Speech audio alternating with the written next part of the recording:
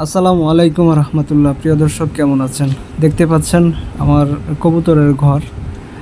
এখানে শুরু থেকে আমি 4 থেকে 5 জোড়া কবুতর নিয়ে শুরু করছিলাম।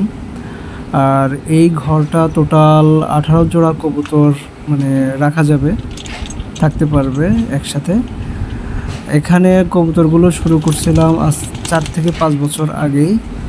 আর এই ঘরটা টোটাল এই ঘর এবং মানে ঘরগুলো মানে খোপগুলো বানাইতে, টোটাল কবুতরের ঘরটা বানাইতে আমার খরচ হয়ে গেছিলো প্রায় 10,000 টাকার উপরে। তো এখন আসলে যে বিষয়ে আজকে কথা বলতে আসছি, বিষয়টা হলো এই যে দেখেন, কবুতরগুলো মানে ছেড়ে দেওয়ার পর সবাই এই যে মাটি খাচ্ছে। এটা কেন খাচ্ছে আমি যেটা জানতে পারলাম, কবুতর খাবার খাওয়ার পর মাটি খেলে নাকি তাদের খাবারটা হজম হয়। আমি এটা আসলে জানতে পারছি, বাট আমি এখনও এই বিষয়ে শিওর না আর কি। তো আপনারা যদি এই বিষয়ে কেউ জেনে থাকেন তাহলে অবশ্যই জানাবেন কমেন্ট বক্সে। আর আজকে খুবই গুরুত্বপূর্ণ বিষয় নিয়ে আসলে কথা বলার জন্যই আসছি। এই যে দেখেন, আমার কবুতর ঘরটা টোটালি 3 জায়গা থেকে 3 পাশ দিয়েই মানে প্লাস্টিকের যে জালিগুলো, নেটগুলো, সেগুলো দিয়ে ঘেরা। আর যে এই যে দেখেন, একটা ভদ্রলোক খালি আশেপাশে ঘুরতেছে। এটার কারণ কি বুঝতে পারছেন আপনারা? বুঝেন নাই?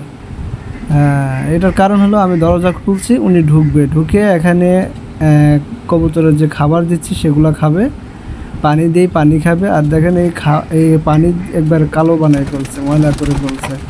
কবুতর যখন ছাড়তে একটু দেরি হয়, দরজা খুলতে দেরি হয়, তখন ওনারা এখানেই গোসল করেন, এখানেই সব কিছু সারেন।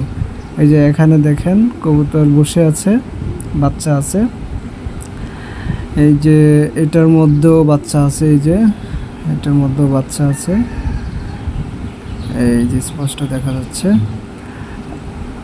আর এটা তো ছোট, একদম ছোট, ধরলো হয়তো 2-1 দিন হলো বাচ্চাগুলো ফুটছে ডিম থেকে। এই যে এটা বড় হয়ে গেছে, এগুলো বিক্রি করার উপযোগী হয়ে গেছে। আর এটার মধ্যে নেই কিছু, এটাতে ডিম নিয়ে বসে আছে মেবি, ডিম, হ্যাঁ ডিমই আছে, ডিম নিয়ে বসে আছে। আর এটার মধ্যেও হ্যাঁ, এই 2-1 দিনের ভিতরে বাচ্চাগুলো ফুটছে, বসে আছে বাচ্চাগুলো নিয়ে। এটার মধ্যেও মানে কবুতর বসে আছে, মেবি ডিম পারবে, এখনো ডিম পারেনি। আর এই দেখুন ডিম আছে, বাট কবুতর নেই, ডিম পড়ে আছে, 2টা ডিম আছে এখানে। আর এখানেও বাচ্চা আছে, কিন্তু দেখা যাচ্ছে না, একটু অন্ধকার, যার কারণে দেখা যাচ্ছে না এটা বাচ্চা আছে। আর এটার মধ্যেও এই যে বাচ্চা আছে, এই যে সাদা দেখা যাচ্ছে বাচ্চা, এই যে বাচ্চা আছে, এটা তো বাচ্চা আছে। মোটামুটি আমার প্রতি মাসে আল্লাহর রহমতে 6-7 জোড়া, কখনো কোনো মাসে 8 জোড়া বাচ্চা চলে আসে। আলহামদুলিল্লাহ, আল্লাহর কাছে লাখো শুকরিয়া।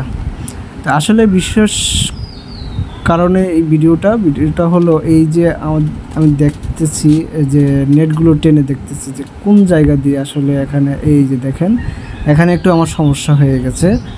গত কয়েকদিন যাবত আমার 4 জোড়া কবুতর মিসিং, প্রায় 4 জোড়া না, 2 জোড়া কবুতর, 4টা কবুতর মিসিং, এটিগুলো খুঁজে পাওয়া যাচ্ছে না। এখন আমি খালি ভাবতেছি যে কিভাবে কি হলো, আমার এখান থেকে কখনো কবুতর চলে যায় না, যাওয়ার কোনো এই পর্যন্ত কোনো রেকর্ড নেই। কারণ আমি কবুতরগুলো এমনভাবে এখানে রাখি বা পালি, যাওয়ার মতো তাদেরকে পর্যাপ্ত খাবার দিয়ে থাকি সকাল বিকাল, ওরা যাওয়ার মতো কোনো সিস্টেম নেই, এই পর্যন্ত যায়নি। কিন্তু এই কিছুদিনের ভিতরে 4টা কবুতর আমার নাই, আমার মানে হিসেবে মিলতেছে না যে কী কারণে হতো। এখন আমি যেটা সন্দেহ করতেছি, ওই যে ওখানে যে ফাঁকা জায়গাটা দেখলাম, এখান দিয়ে হয়তো ওই যে আপনার বিড়াল অথবা আরেকটা আছে, এই আপনার কি যেন এটা কি যেন আছে, একটা প্রাণী, রাতের বেলা এটা খুবই ঘুরে বেড়ায়, এটা আসলে যাক নাম মনে আসতেছে না, আমি যেটা সন্দেহ করতেছি এখান থেকে আমার কবুতরগুলো হয়তো মিসিং হয়ে গেছে, যে যার কারণে আমার সমস্যাটা হয়েছে। তো আপনারাও যারা কবুতর পালেন তারা একটু সতর্ক থাকবেন, সচেতন থাকবেন। আসলে আমি কিছুদিন আগে বিসমিল্লাহ এগ্রো নামের একটা ইউটিউব চ্যানেলের উনি খামারি ভাই, উনি কবুতর বিষয়ে কথা বলতেছিল যে একটা পাখিতে তার কবুতরের বাচ্চাগুলো মানে নষ্ট করে ফেলে বা মেরে ফেলে।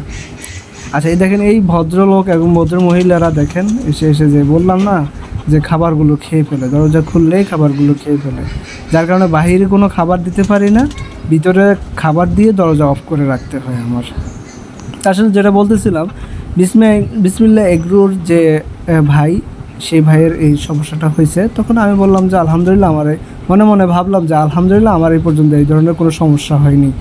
বাট এই কয়েকদিনের ভিতর দেখি যে আমার 4টা কবুতর, বড় বড় 4টা কবুতর আমার মিসিং নাই। এটা কী জন্য আসলে বলতে পারতেছি না। আমি সন্দেহ করতেছি এখান দিয়ে কিছু ঢুকে আমার কবুতরগুলো নিয়ে গেছে রাতের বেলা।